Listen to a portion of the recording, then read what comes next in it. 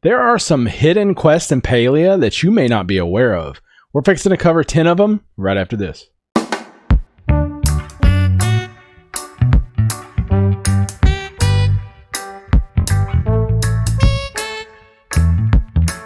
Hey guys, so we're going to cover 10 of the hidden quests in Palia that they don't really announce and you aren't really aware of. You kind of have to discover them.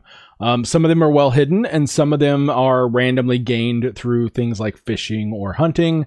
We're going to cover 10 of them today, and I may release more videos in the future covering some of the other ones. And then I'm for sure that we're going to see more in the new expansion coming up. So we're definitely going to cover those when that happens.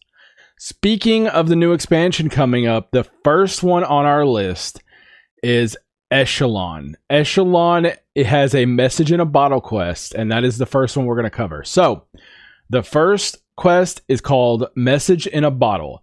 Message in a Bottle is started by picking up the Message in a Bottle quest item from the rummage pile in Bahari Bay. That is the little like shipwreck looking rummage pile in Bahari Bay with the little flag sticking out of it.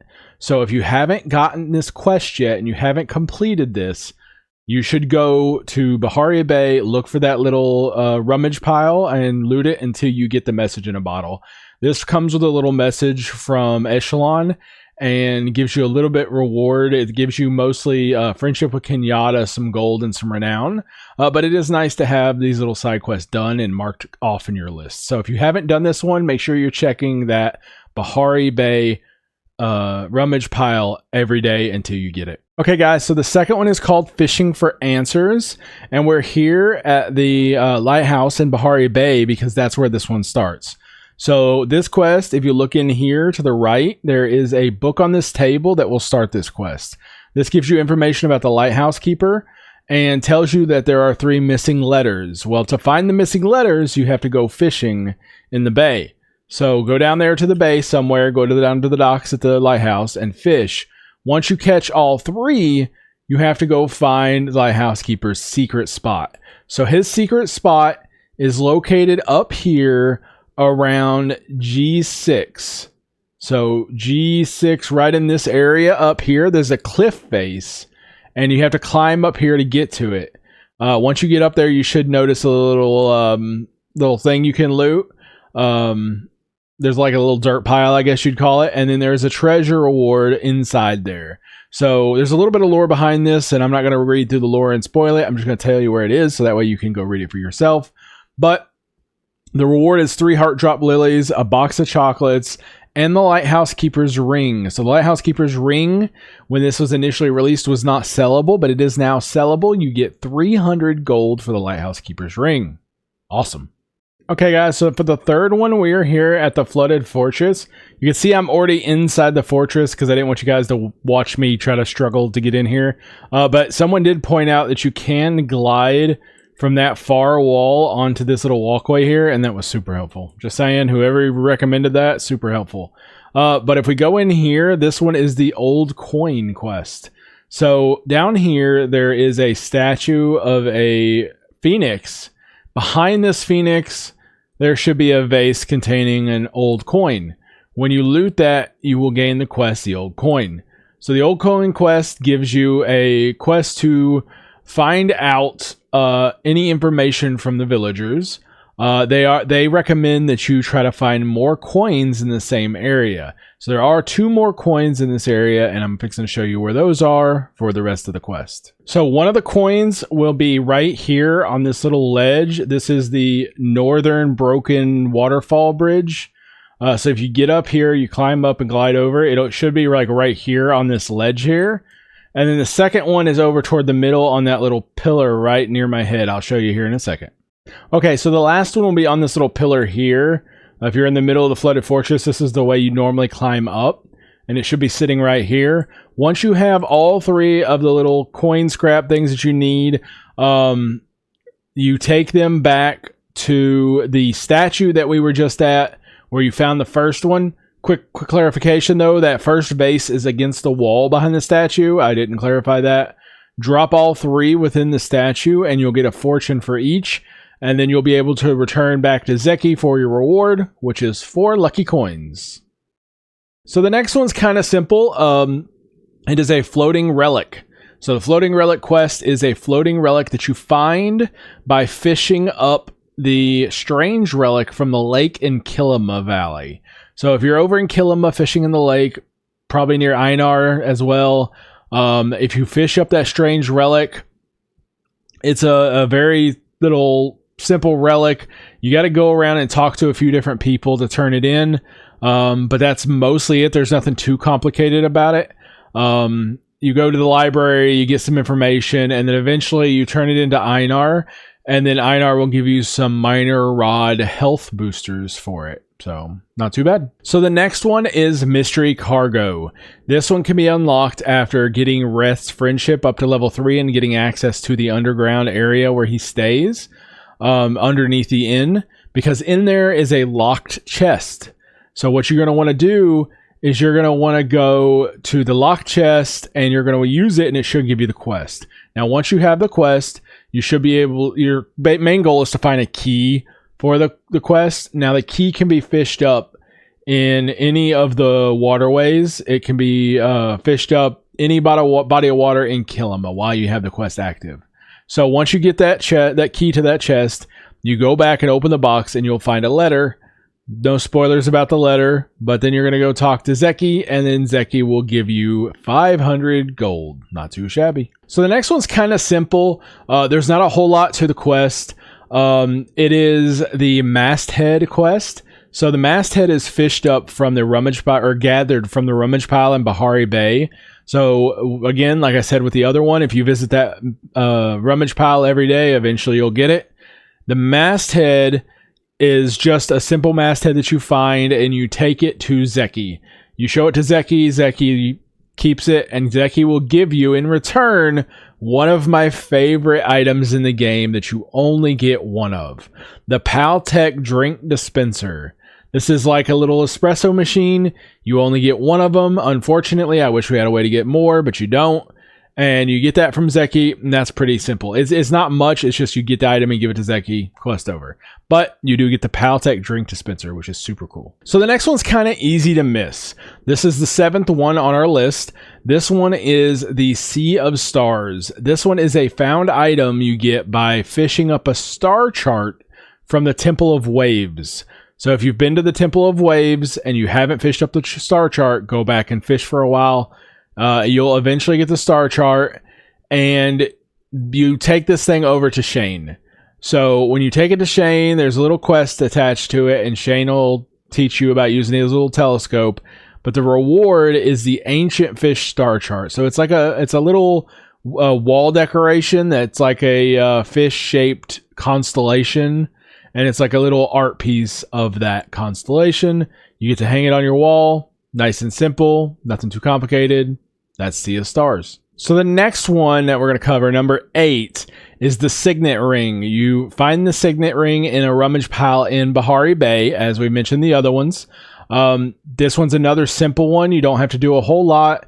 Bring Zeki the ring. Drop off the ring to Zeki, and Zeki will give you 10 renown upon completion. You don't really get a whole lot, but you get 10 renown, and you get a little bit of lore about the ring and some background information on Zeki. Number 9. Number 9 is Whale of a Tail. Number 9 is gathered by fishing up a bone fragment, which can be found at the Bahari Bay coast. So along the coastline in Bahari Bay, you fish up a bone fragment. Now, this one is slightly annoying, but the final reward's kind of cool. You fish up a whale bone, a bone fragment, and you take it to Gina, and Gina investigates it. Well, Gina wants another bone fragment. So you go get another one, and she investigates it. And she wants another bone fragment. And she wants 4 bone fragments. You have to bring them each back to her and go fish up a new one every single time. So I would recommend you don't try to complete this all in one setting. I recommend you take your time. Fish it up when you're in the area. It does take a minute you got to go visit 4 times to complete this. But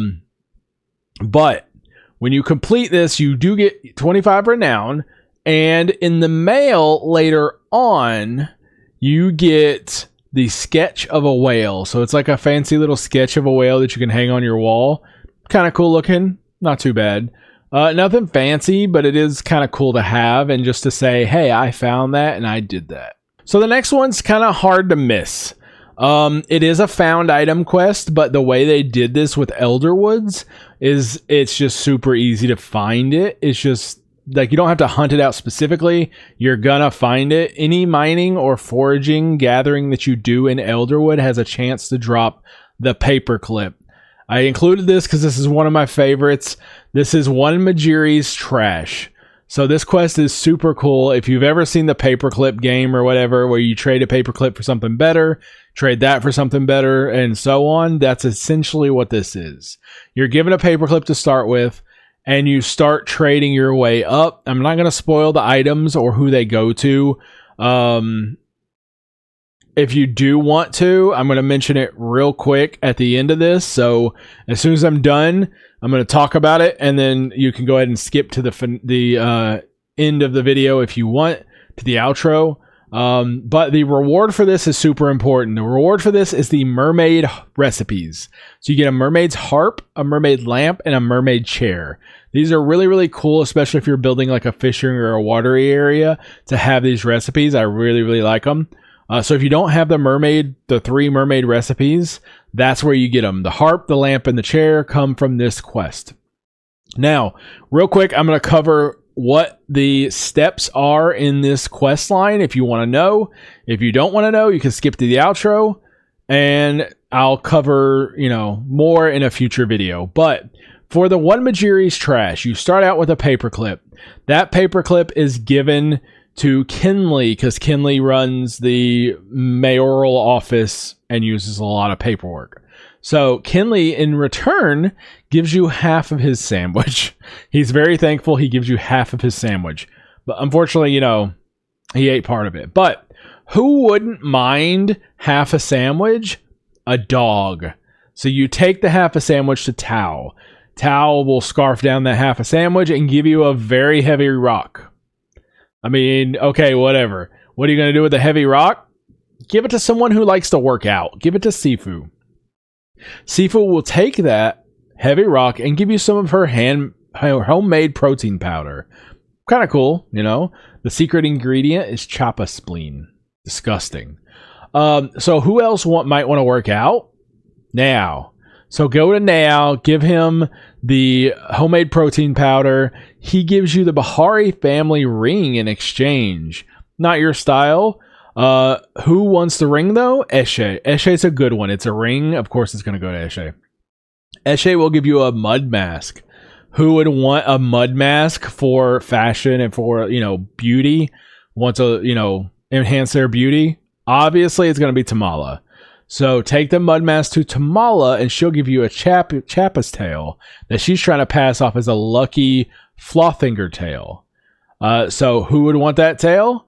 Eloisa, because Eloisa likes the weird, random animals and secrets and mystery stuff. So give Eloisa that, and she will give you the Rascal Nip, which is catnip for the Flothinger tail.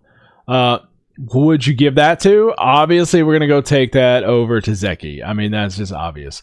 So give Zeki the catnip, and he will give you the recipes for the mermaid chair, the mermaid lamp, and the mermaid harp, which are kind of cool looking, I'm not going to lie.